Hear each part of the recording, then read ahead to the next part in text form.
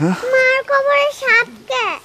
সেটাই তো আম্মা, আমি তো নিজেও বুঝতে পারছি না খবরের মধ্যে সাপ এলো কোথা থেকে।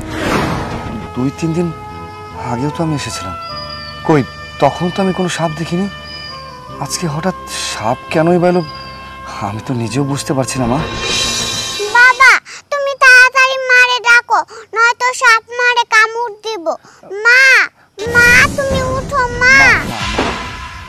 তোমার মা আর উঠবে না মা, ও তো চির নিদ্রায় ঘুমিয়ে গেছে, সে মারা গেছে মা, সে আর কখনো উঠবে না। কে বাবা? তুমি না কইছো মা মারা যায় নাই, মা এই জায়গায় ঘুমায় আছে, কয়দিন পর আবার ফিরে আসবো। হ্যাঁ মা বলছিলাম, কিন্তু সেইটা তোমাকে বোঝানোর জন্য। তোমার মা আর কোনোদিনও কবর থেকে উঠে আসবে না মা, সে চির নিদ্রায় শায়িত হয়ে গেছে।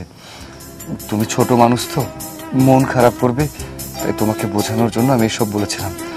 না বাবা তুমি মিথ্যা কথা কইতাছো, মারে মনে হয় সাপে কামড় দিছে, এর লাগা কথা কইতে পারতাছ না, উঠতেও পারতাছ না। মা তুমি একটু শান্ত হও, আমি দরকার হলে ওই সাপটারে খেদানোর ব্যবস্থা করতেছি। তুমি এখানে খাও, তাড়াতাড়ি করো, নয়তো মারে সাপ কামড় দিব। ঠিক আছে মা।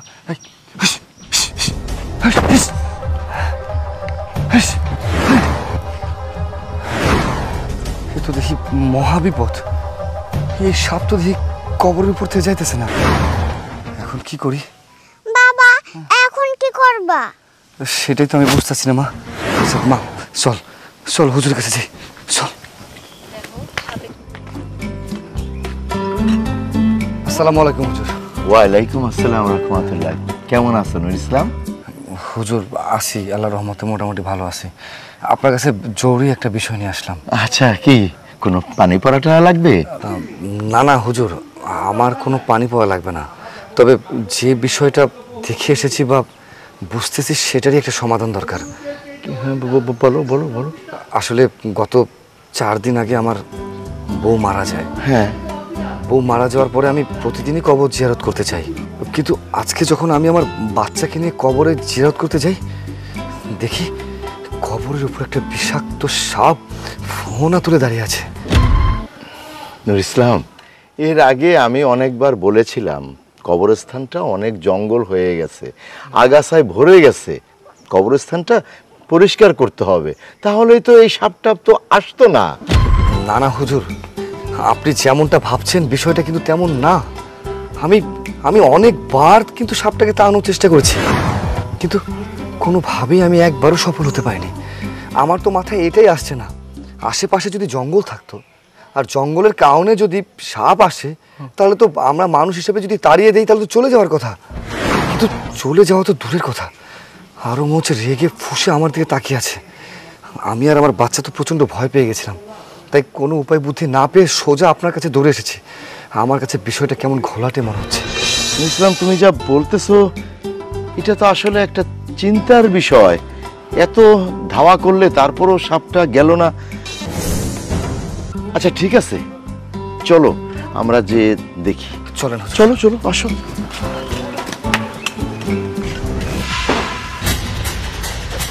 হুজুর এই যে দেখেন। নাউজুবিল্লাহ, আস্তাগফিরুল্লাহ। ইয়া আল্লাহ, আমি এটা কি দেখতেছি? এ তো খারাপ লক্ষণ, এমন তো আমি কখনো দেখিনি, কারো কবরেই আমি আজ পর্যন্ত আমার চোখে পড়ে নাই। Hot, hot. যা যা যা, এই এত জায়গা থাকতে তুই এখানে কেন এসেছিস? এই যা যা যা যা। হুজুর হট। হুজুর, হ্যাঁ, আমার মনে হয় আপনি বৃথায় চেষ্টা করছেন। আমি অনেকক্ষণ ধরে অনেকবার চেষ্টা করছি হুজুর, কিন্তু কোনো কিছুতেই কোনো কাম হইতেছে না। শেষমেশ উপায় বুদ্ধি না পাইয়া আপনার কাছে আশ্রয় নিছি। ভাবলাম আপনি হয়তো কোনো একটা সমাধান করতে পারবেন, কিন্তু আপনি তো নিজের চোখেই সব দেখলেন।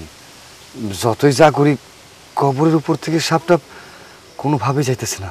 হুজুর এখন কি করা যায় বলেন তো? ইসলাম, আমিও তো অনেকবার চেষ্টা করলাম, কিন্তু সাপ এক চুলো সরতেছে না। আচ্ছা ইসলাম, তোমার ব্যক্তিগত ব্যাপার নিয়ে আমি তোমাকে কিছু প্রশ্ন করব, তুমি কিন্তু কিছু মনে করো না। জি হুজুর, বলেন না। আচ্ছা আচ্ছা, নূর ইসলাম, তোমার স্ত্রী মারা যাওয়ার আগে তার স্বভাব চরিত্র, মানে আমি বলতে চাচ্ছি তোমার স্ত্রীর চলাফেরা কেমন ছিল? হুজুর, আমার স্ত্রী তো তেমন একটা খারাপও ছিল না। আল্লাহর রহমতে মোটামুটি তো সব কিছু ভালোই আছিল, আচার ব্যবহার সব কিছুই। সব কিছু ভালো ছিল? ইয়ে, দেখো নূর ইসলাম, সব কিছু ভালো ছিল ঠিক আছে, তার মধ্যেও কিন্তু আসলে সাংসারিক জীবনে অনেক কিছু ঘটে যায়। তুমি কিন্তু দ্বিধা করো না, তুমি যদি কোনো কিছু লুকাও তাহলে কিন্তু আমি সঠিক তথ্যটা আমি তোমাকে দিতে পারবো না। বুঝতে পারছি, তাইলে আপনার এখন সব কিছু আমি খুইলা কই। হ্যাঁ, তাইলে শুনেন।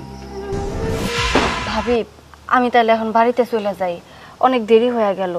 আর তাছাড়া আমার শাশুড়ি পছন্দ করে না আপনাকে বাড়িতে আসা। উনি যদি জানতে পারে তাহলে আমার খবরই আছে।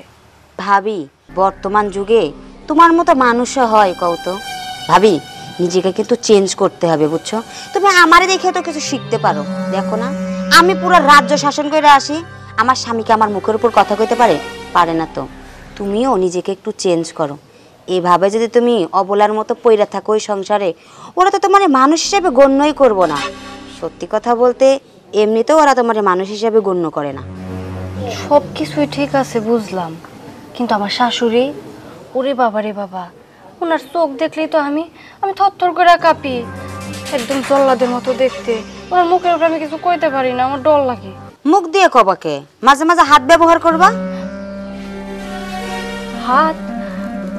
আমি তো ওনার চোখের দিকে তাকে কথা কইতে পারি না, আবার হাত? না ভাবি, এইগুলো আমার দ্বারা হইব না, মাফ চাই। এইগুলা যেহেতু হইব না, তাহলে ভাবি তোমার আর সংসার করেও খাওয়া লাগবো না, কাজের মেয়ের মতো এই বাড়িতে পইরা থাকতে হইব। এই যে কুবুদ্ধি দেওয়ার জন্য তো সুন্দর কইরা বইসা রইছো ভাবি, এইভাবে থাকলে তো আর আপনার সংসার করা লাগবে না। এই সরি হারামজাদি রূপকুমারী, তোর না মানা করছি যে এই বাড়িতে বেশি বেশি আসবি না?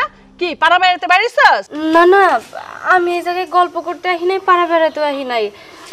আমি তো ভাবির কাছে লবণের জন্য আইছিলাম। লবণ? আমাগো বাড়িতে লবণ কম পড়ছে? কই দেখি, তোর হাত তো খালি, লবণ কই? অজু হাতের আর রাস্তা পাস না? না মানে ভাবি একটা কথা কইতেছিল, কথা শুনতেছিলাম, ভাবলাম কথাটা শুনে লবণটা নিয়ে পরে বাড়িতে যাই। তরে কি আমি এই বাড়িতে আনছি পাড়া বেড়ানোর জন্য? তরে না কইছে আমারে না জিজ্ঞেস করে কোথাও এক পা যাবি না? চাচি, আপনি এমন করে কথা কনকে? হ্যাঁ, আচ্ছা ভাবি কি খাঁচার পাখি যে আপনি একটা পাখি খাঁচার মধ্যে বন্দি করে রাখছেন, তারে উঠতে দিবেন না? ভাবি হচ্ছে একটা মানুষ, সে সব জায়গায় যাইবো, মানুষের সাথে মিশবো, এটাই তো নিয়ম, তাই না? একটা মানুষকে সারাদিন ঘরের মধ্যে বসে থাকতে পারে? এই সরি, এই তোর কাছে কি আমার বুদ্ধি নিতে হইব? আমার বউরে আমি কিভাবে রাখুম, কিভাবে পালুম, খাঁচায় রাখুম না, বাইন্দা রাখুম না, সাইরা দিমু, সবকিছু তোর কাছে শিখতে হইব। এই জন্যই তোরে কইছি তুই এই বাড়িতে আসবি না, মানা করার পরেও তুই এই বাড়িতে আইছস। হ্যাঁ, আমার পোলা তোরে বিয়া কইরা নিয়ে আসছে কিসের জন্য? এসব কুবুদ্ধি শোনার জন্য? চাচি, কথাবার্তা কিন্তু সাবধানে কইবেন। আমি কিন্তু ভাবিরে মোটেও কুবুদ্ধি দেই না, বুঝছেন? আমি যেসব বুদ্ধি দেই না, একবার এগুলো উচিত কথা। তাছাড়া এসব কথা না আপনারা টাকা দিয়েও কোথাও কিনে পাবেন না। এই তুই কি উকিল নাকি? হ্যাঁ, তোর থেকে আমার বুদ্ধি শিখতে হইব, আবার টাকা দিয়ে বুদ্ধি শিখতে হইব? কই থেকে আইছিস তুই? আমার কি বুদ্ধি কম আছে নাকি? এইটাই তো কথা, আপনার মাথায় যত কুবুদ্ধি আছে ওইখান থেকে যদি আপনি 1% ভাবেরে দিতেন, তাও ভাবে আপনার মতো মানুষের একটু শিক্ষা করতে পারে। এই ফকিন্নি জি ফকিন্নি, এই তোর জন্য আজকে আমার এই শরীর থেকে এত কথা শুনতে হইলো। আমি কেন মানুষের কথা শুনুম? আজকে তোরে বাড়িতে নিয়ে আনি, তোর মজা বুঝামু। এই বাড়িতে ঘন ঘন আসা, তোর পাওটা কাটটা হাতে দিয়ে দেবো। আয় বাড়িতে চল, তোরে আজকে বাড়িতে যায় মজা বুঝামু। এরকম বউ পাইছে দেখা এমন ব্যবহার করতে পারে। আপনি যদি আমার ভাগ্যে পড়তেন না, আপনার মতো শাশুড়িরে একবার জাত করে ছাইরা দিতাম। আয় সারেন, আয় সারেন কইতাছি। কেন ছাড়ুম তোরে? অনেক বেশি করে ফলাইতাছি, কিছু কই না বইলা এই না যে আপনি আমার মাথায় উঠা নাচবেন। বাবা বাবা বাবা, বোবার মুখে দেখে কথা ফুটছে। খই ভাজো নাকি? হ্যাঁ, আপনি কি মনে করছেন আমি সব সময় এরকম চুপ থাকমু, বোবা থাকমু? অনেক দিন তো বোবা থাকছি, কিন্তু না, যে লাউ সে কদু। আপনি দেখি দিনের পর দিন আমার উপর অত্যাচার বাড়াই চলছেন। আমি কি এই বাড়ির বউ না? আমার সাথে কি একটু ভালোভাবে কথা কওয়া যায় না? আদর কইরা কথা কওয়া যায় না আমারে? সেইটা না করে সব সময় আমার অত্যাচার করতেই থাকেন। ও বাবা, আমি তো আসমান থেকে মাটিতে পড়লাম। এটা কারে দেখতেছি? ওই যে পাশের বাড়িতে যাস, কুবুদ্দে নিয়ে আসস, এই জন্যই কইছি তোরে আমি কোথাও যাইতে দেব না, ঘরের মধ্যে আটকায় রাখুন।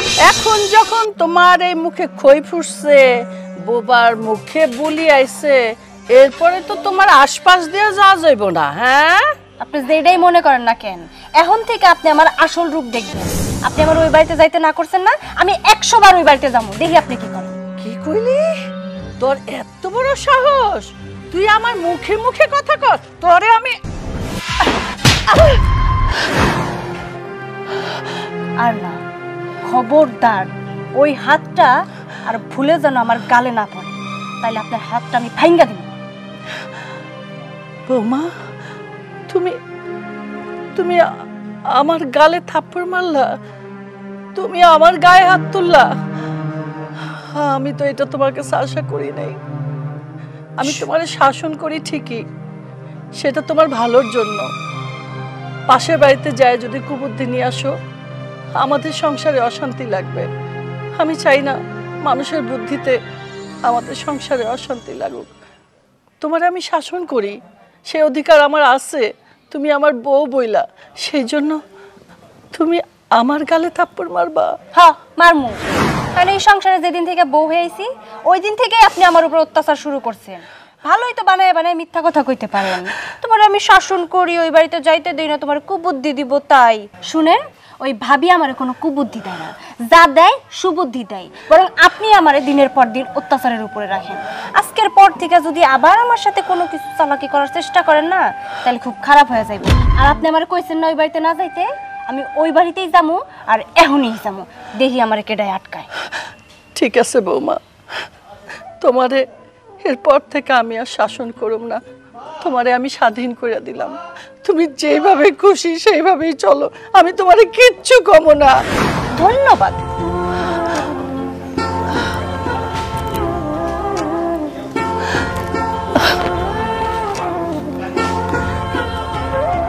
বউ আজকে আমার গালে থাপ্পড় মারলো, আমার ইজ্জতটা কই রইল? বউদের শাসনও করা যাবে না। ভাবি, ভাবি, ও ভাবি। আরে ভাবি, তুমি আমার বাড়িতে? তোমার শাশুড়ি দেখেনি তো? দেখছে, আমি তো ওনার সামনে দিয়ে আসছি। ওমা, এটা কি করে সম্ভব? তোমার শাশুড়ির সামনে দিয়ে আমার বাড়িতে আসলা, কিছুই বললো না তোমারে? বলতে চাইছিল, কিন্তু বলতে পারে নাই, কারণ সেই সুযোগটা তো আর আমি দেই নাই। ভাবি, আপনি আমার যে বুদ্ধিটা শিখাই দিয়েছেন না, ওই বুদ্ধিটা আমি কাজে লাগাইতেছি। তাই নাকি? জায়গা মতো কি মেডিসিনটা পড়ছে? কাজ কাম কি কিছু হইছে? হইছে মানে? আপনি জানেন ওনার কত বড় সাহস? আমি কিছু বলি না বইলা সব সময় আমার উপরে পার পায়া যায়, কিন্তু না, আজকে আর সুযোগ দেই নাই। উনি যখন আমারে মারতে আইছিল, খপ করে ওনার হাতটা ধইরা আমিও দিয়ে দিছি। এই তো, তুমি কাজের মতো একটা কাজ করছো। জীবনে অনেক অত্যাচার করছো ওরা তোমার উপর, তুমি তো কোনো প্রতিবাদ করতে পারো নাই। তোমারে নরম পাই একবারে মাথায় উঠে বসছিল, এখন মাথা থেকে উল্টা আছাড় দিয়ে ফালাইয়া দিছো না, এখন দেখবা একবারে লোহার মতো সোজা হয়ে গেছে। ইস ভাবি, এই বুদ্ধিটা যদি আপনি আমার আগে দিতেন না, তাইলে ওনারা কোনোভাবেই সুযোগ পাইতো না আমার উপরে অত্যাচার করার। জানেন কি হইছে? থাপ্পড় খাওয়ার পর কি যে কান্না কইতেছে, বৌমা তুমি এইভাবে আমার গায়ে হাত তুলতে পারলা, আমি না তোমার শাশুড়ি হই? তারপরে আমি যা বলার তা বইলা দিছি। ভাবি, বিশ্বাস করেন, ওই সময় যদি আপনার শাশুড়ির চেহারাটা আমি দেখতে পারতাম, মনে হইতো যে আমি মনে হয় পৃথিবী জয় করে ফেলাইছি। ওই চেহারাটা দেখার আমার খুব ইচ্ছা ছিল। যাক, তুমি তো দেখছো, আমি তাতেই শান্তি। এই যে ভাবি, আর একটা জিনিস তুমি লক্ষ্য করছো? মাঝে মাঝে কিন্তু আমার খুব ইচ্ছা করে তোমারে নিয়ে একটু ঘুরতে যাই। আমরা এই এলাকার মধ্যে দুইটা পরিবারই থাকি, তুমি আমার কাছে আসবা, আমি তোমার কাছে যাবো, এটাই তো স্বাভাবিক, তাই না? কিন্তু তোমারে নিয়ে আমি ঘুরতেও যাইতে পারি না। সেইটাই তো কথা। যার সংসারে এমন স্বামী এমন শাশুড়ি আছে, তার কি কোনো শান্তি আছে? আপনার বুদ্ধি পাইয়া কোনো মতে শাশুড়িটারে একটু বসে আনছি, কিন্তু ওই যে একটা আছে না স্বামী, তার অনুমতি ছাড়া আমি কিচ্ছু করতে পারবো না। এর নিয়ে এসে আমার যত সমস্যা। ভাবি তুমি যে কি বলো না, তুমি রয়্যাল বেঙ্গল টাইগারে বশ কইরা ফেলাইছো, আর তোমার স্বামী ওইটা তো একটা বিড়ালের বাচ্চা, ওইটারে তুমি বশ করতে পারবা না, এটা কোনো কথা? শোনো ভাবি, আমি তোমার যে টিপস দিছি না, ওইখান থেকে একটু পরিমাণ যদি তুমি ওর উপর প্রয়োগ করো, দেখবা তোমার স্বামীও কাইতে হয়ে গেছে। তাই বলে নিজের স্বামীর গায়ে হাত তুলমু, বিষয়টা কেমন হয় না? শুধু হাত না, আমি তো মাঝে মাঝে পাও ব্যবহার করতাম। আর ওই যে আমার শাশুড়িটা এত তাড়াতাড়ি কিন্তু মারা যাইত না, ওই বেটি তো আমার অত্যাচারেই মারা গেছে। বাবা ভাবি, আপনার তো অনেক পাওয়ার, এই পাওয়ারের কারণেই আজকে আপনি ভালো আছেন। কিন্তু এই যে আমারে দেখেন, শুরু থেকে একটা বলতি। কোনো সমস্যা নাই, তুমিও তো প্রয়োগ করা শুরু করছো, দেখবা কাজকাম অলরেডি হয়ে গেছে। ঠিক আছে ভাবি, আপনি যেইভাবে আমার একটু একটু করে বুদ্ধি দিতেছেন ওইভাবে দিয়েন। আমি প্রত্যেক দিন আপনার বাড়িতে এসে এসে বুদ্ধি নিয়ে যাব। মাঝে মাঝে তুমি আমার কাছে যদি আসতে দেরি করো, আমি তোমার কাছে গিয়া এসব ছোট ছোট তালিম দিয়ে আসমনি। তবে ভাবি, এখন কিন্তু তোমার আমি যাইতে দিতেছি না, তোমার কাজ কামে আজকে আমি অনেক খুশি। তুমি আমার সাথে ঘরে চলো, কিছু ফলমূল আছে, তুমি পেট ভরে খাই আর তারপর বাড়িতে যাবা। আচ্ছা ঠিক আছে, না করবো না, চলেন।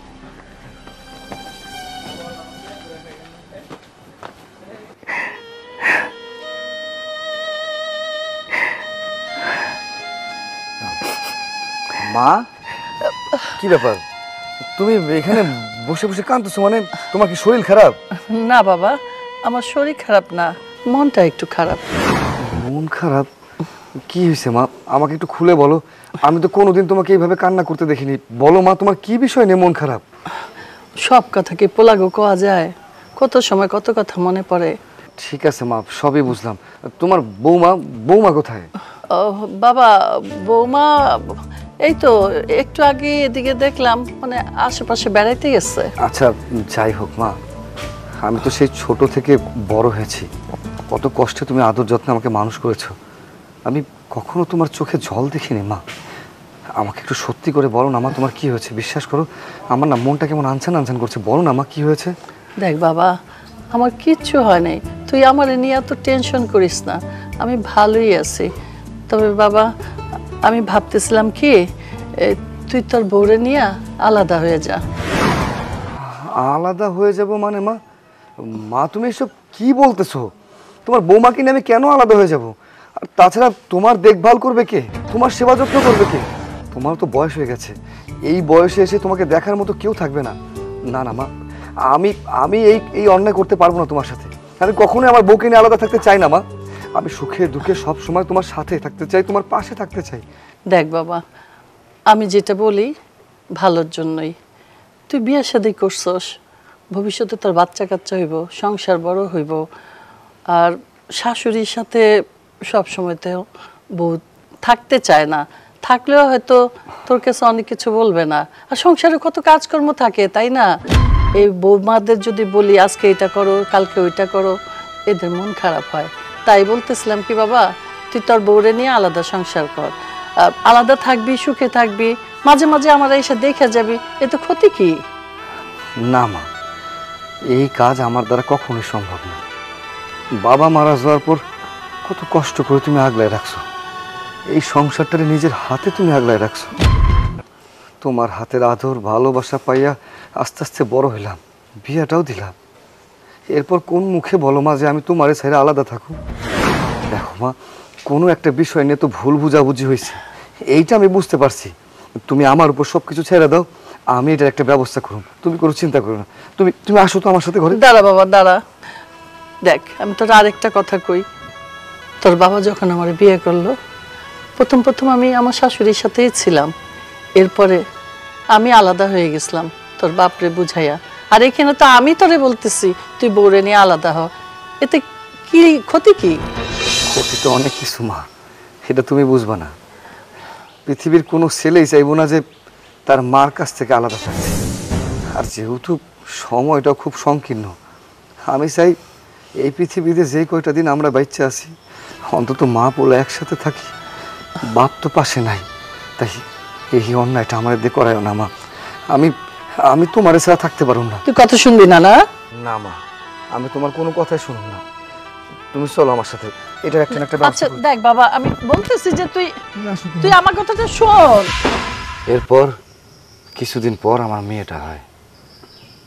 মেয়েটা হওয়ার পরই আমার বউ তার বাপের বাড়ি চলে যায়। দুঃখের বিষয় কি জানেন হুজুর, তারপরই আমার মা ভীষণভাবে অসুস্থ হয়ে যায়। আমার মা অনেকবার আমারে কইছিল, বাবারে বউ মারে ঘরে নিয়ে আয়, ওরে ছাড়া আমার কেমন জানি ভালো লাগতেছে না, মন মেজাজও তেমন ভালো না। কিন্তু তারপর আমি তারে আনতে চাই। এরপর নানু, এখন তোমার কেমন লাগতেছে? আরে আমার আর ভালো লাগে না, কিছুই ভালো লাগে না, দিন দিন শরীরটা খারাপের দিকে যাইতেছে। নানু, এইভাবে আর আমি কতদিন তোমার কাছে থাকবো বলো তো? আমার তো ওদিকে স্কুল গ্যাপ যাইতেছে, আমার স্কুলে যাইতে হইব। মা প্রতিদিনই আমারে ফোন করতেছে। আহা, আমার কাছে একটু থাক না, কে দেখবো আমারে? ক তুই গেলে তো আমি একা হয়ে যাবো। মা বলছিলাম কি, আমি একটু বাইরে যাচ্ছি, কিছু কাজ ছিল, কাজগুলো সেরে আসি। হ্যাঁ রে বাবা, বাজায় তো যাবি ঠিক আছে, আমার যে মনটা পড়ে রয়েছে আমার নাতনির দিকে, জানা বাবা তোর মাইয়াটার একটু নিয়ে আয়, আমি একটু চোখের দেখা দেখি, মনটা শান্তি করি। আসলে মা সব কিছুই তো তুমি জানো, চাইলেও এখন সব কিছু সম্ভব না। তোমার বৌমাকে কতবার করে বলছি বাসায় আসার জন্য, কিন্তু সে তো আমার কোনো কথাই শোনে না। আমি কি করতে পারি মা বলো? বাবা রে, আমি তো বৌমার সাথে তেমন কোনো খারাপ ব্যবহার করি নাই, বৌমা তো অভিমান করে গেলই, সাথে আমার নাতনিটারেও একটু দেখতে দেয় না। আমার এখন শরীর ভালো না, আমার মনটা ছটফট করতেছে আমার নাতনিটারে দেখার জন্য। ও বাবা, তুই একটু বুঝাই শুনে নিয়ে আয় না, আমি এই আজ আছি কাল নাই, শরীরটা দিন দিন খারাপ হয়ে যেতেছে। আমি যদি আমার নাতনিরে না দেখা এখন এইভাবে মইরা যাই, মইরাও শান্তি পাবো না, আমার শরীরটা তো মাটিতেও গসবো না রে বাবা। যা তুই কষ্ট করে আমার নাতনিরে নিয়ে আমি একটু চোখের দেখা দেখি। মা তুমি তুমি এমন করে কইও না, আমার নিজেরও তো অনেক খারাপ লাগতেছে। ঠিক আছে, তুমি যখন এত করে কইতেছো, তোমার নাতনিরে আনার ব্যবস্থা আমি করতেছি। তাই আমি কথা দিতে পারতেছি না যে আমি আনতে পারুম কি পারুম না, কারণ তোমার বৌমার যে স্বভাব চরিত্র সে আমার দিব কি না আমি জানি না। তো মা, আমি তোমার কথা দিতেছি, আমি আমার সর্বোচ্চ দেওয়ার চেষ্টা করুম যাতে করে আমি তোমার নাতনিরে তোমার কাছে লয়ে আইতে পারি। আচ্ছা ঠিক আছে আম্মা, তুমি কোনো চিন্তা করো না, দেখি আমি একটা না একটা ব্যবস্থা করে আমি তোমার নাতিকে তোমার কাছে আনার ব্যবস্থা করতেছি। তুমি কোনো চিন্তা করো না, হ্যাঁ, আরাম করো। নানু, আমি তোমার ওষুধ নিয়ে আসি। যা নিয়ে আয়।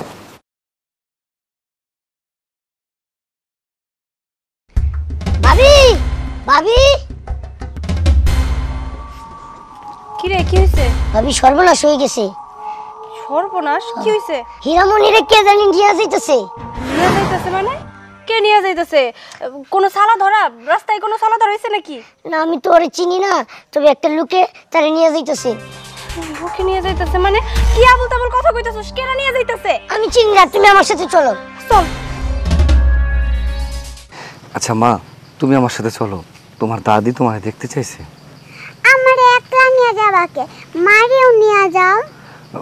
তোমার মারে তো আমি নিয়ে যাইতে পারুম না মা, তোমার মা তো আমার লগে যাব না, তোমার দাদি তোমায় দেখতে চাইছে, তুমি চলো আমার লগে, চলো চলো।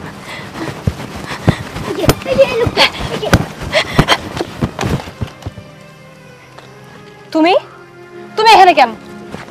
আমার মেয়ে নিয়ে কই যাইতেছো? অথই, বাড়াবাড়ি বেশি কইরো না, তোমার তো আমি কতবার কইরা কইলাম চলো আমার লগে, কিন্তু তুমি তো আমার কোনো কথাই শুনলা না। বাচ্চাটা আইসলাম নিতে, ওর দাদি ওরে খুব করে দেখতে মন চাইতেছে, তাই আমি কইতেছি কি, তুমি যাও আর না যাও, বাচ্চাটার আমার দাও, আমি ওর দাদির একটু দেখাই নিয়ে আবার তোমার কাছে দিয়ে যাবো। না, কোনোদিনও না, কখনো না। আমার মাইয়ারে আমি আমার হাত ছাড়া করবো না, কারণ তোমাকে আমার খুব ভালো করে চেনা আছে। চলে বলে কৌশলে আমার মায়েরারে নিয়ে যাবা, তারপরে আমার মায়ের আমার কাছে দিবা না। তুমি কি ভাবছো তুমি কইবা ভালো মতে কইবা আর আমি তোমার কাছে দিয়ে দিমু, তাই না? তোমার মা যা মন চাই তা হয়ে যাক, মইরা যাক প্রয়োজনে, তবু আমি আমার মায়েরা যাইতে দিব না। অথই তুমি এসব কি কইতেছো? তোমার মুখে এসব কথা আইতে পারলো? বিশ্বাস করো, আমার মা সত্যি খুব অসুস্থ।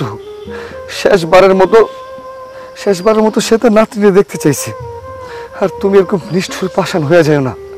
অন্তত একটা মৃত মানুষের শেষ ইচ্ছাটুকু পূরণ করো। আমি তোমার কথা দিতেছি, বিশ্বাস করো, আমি কোনো বেইমানি করুম না। তোমার বাচ্চা আমি আবার তোমারে ফেরত দিয়ে যাবো। না, আমি তো কইলামই, তুমি কি আমার বাংলা কথা বুঝো না? আমি তো বাংলা ভাষাই কইতাছি। আমার মাইয়ার আমি কোথাও যাইতে দিমু না না না। আর তাছাড়া তোমার মারে নিয়ে আমার কোনো মাথা ব্যথা নাই। আমি ওই যে কইলাম, তোমার মা মরুক, তোমার মা বাঁচুক, এতে আমার কিচ্ছু যায় আসে না। আমার মেয়েরে নিয়ে আমারে ভালো থাকতে দাও। কিসের জন্য আবার আইছো? হ্যাঁ, তুমি যেইভাবে কথা কইতেছো, এই মাইয়াটা মনে হয় শুধু তোমার, আমার মাইয়া না। আমি হ্যাঁ বাপ না? আমার কি কোনো অধিকার নাই আমার মায়ের উপর? এত অধিকার ফলাইতে আইসো না। আমার মাইয়ারে আমি এই পর্যন্ত বড় করছি, কই তখন তো কোনো খোঁজ খবর নাও নাই। এখন আইসো নিজের মাইয়ারে নিতে, তাই না? আর কি কইতাছো, তোমার মা মইরা যাইবো, মৃত পথযাত্রী, শেষবারের মতো দেখতে চাইছে, এইসব কাকুতি মিনিত কইরা আমার কাছে অন্তত কোনো লাভ হইব না। আমি যখন কইছি আমার মায়ের আমি যাইতে দিব না, মানে দিব। দেখো, এতক্ষণ তোমারে আমি অনেক করে বুঝাই কইছি, কিন্তু তুমি আমার কথা শুনো নাই। এখন জোর কইরা যদি হয়, আমি আমার মায়ের নিয়ে যাবো। চলো। এই ছাড়ো। জোর করে নিতে পারবি না। কেন তুই ওরে জোর করে এখান থেকে নিয়ে যাবি? অথই তোরে কি বলতাছে তুই কি সেটা শুনতে পারতাছস না? তুই কেন ফোর্স করতাছস? তুই কে? আমাদের স্বামী স্ত্রীর মাঝখানে কথা বলা তুই কে? আমরা বুঝবো আমাদের ব্যাপার, মাঝখানে একদম ভুলো না গলাতে আসবি না। এই যে হাতটা দেখছস, এই হাত দিয়া কানের 4 আঙ্গুল নিচে যখন বসায় দিমু, তখন সবকিছু অন্ধকার দেখবি।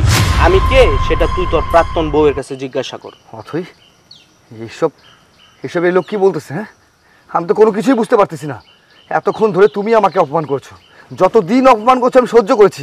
এখন একটা লোক যে আমাকে চেনে না, আমি তাকে চিনি না, সে তোমার সামনে দাঁড়িয়ে আমাকে অপমান করছে, তুমি কিছুই বলছো না। কি কম আমি? ও যেইটা কইছে একদম উচিত কথাই তো কইছে। আর ওর পরিচয়টা আমি দিয়ে দিই। ও যেন তেন মানুষ না, ও আমার স্বামী। আমার স্বামী। তুমি সব কি কইতেছো অথই? তুমি বিয়া করে ফেলেছো, কিন্তু আমি তো কোনো কিছুই জানি না। তুমি মনে আমার লোকে মিথ্যা কথা কইতেছো না?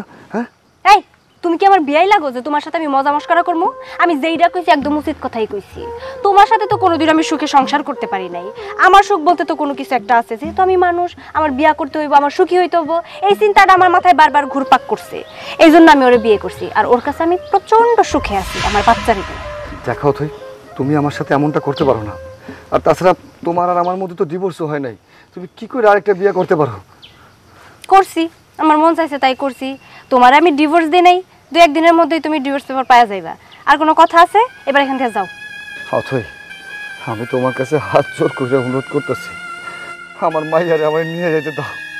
দরকার হলে আমি তোমার পা পর্যন্ত ধরতেছি, আমার মাইয়ারে আমার নিয়ে যেতে দাও।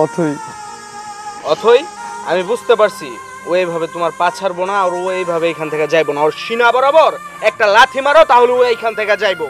একদম ঠিক কথা কইছো। এতক্ষণ অনেক ভালোভাবে বুঝাইছি না তোরে যে আমার মাইয়ার আমি নিয়ে যাইতে দিব না? তুই আমার কথা শুনোস নাই, তুই আমার গায়ে হাত দিছস, তাই না? একদম ঠিক আছে। আরো জীবনে ধরবি পরের বউয়ের পা? অথই,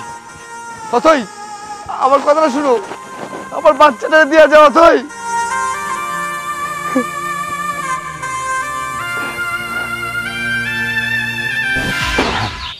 এখন সবই তো শুনলেন হুজুর। তারপরে তো কবরে আইলাম, আয়া দেখি কবরের উপর সাপ। উপায় বুদ্ধি না পাই আপনার কাছে আইলাম। যা আমার সাথে ঘটছে, যা হয়েছিল, সবই আপনারে খুলে বললাম। হ্যাঁ নুর ইসলাম, আমি যা সন্দেহ করেছিলাম তাই। এই ধরনের নজিরা কিন্তু সচরাচর দেখা যায় না। হাদিসে আছে বাবা, ঘোর আযাব, সাপে কামড়ায়, কবরের 2 পাশের মাটি চাপ দেয়, অনেক কৈফিয়ত দিতে হয়। ফেরেশতারা আইসা অনেক প্রশ্ন করে, ওগুলো সঠিক উত্তর না দিতে পারলে অনেক শাস্তি হয়। বাবা নুর ইসলাম, আমি তোমারে কিছু কথা বলতে চাই, তুমি মনে কোনো কষ্ট নিও না। আমার মনে হইতেছে এটা ঘোর আযাব। তোমার বউ তোমার বউ যেই পাপ করছে সেই পাপের প্রায়শ্চিত্ত ওর করতেই হবে।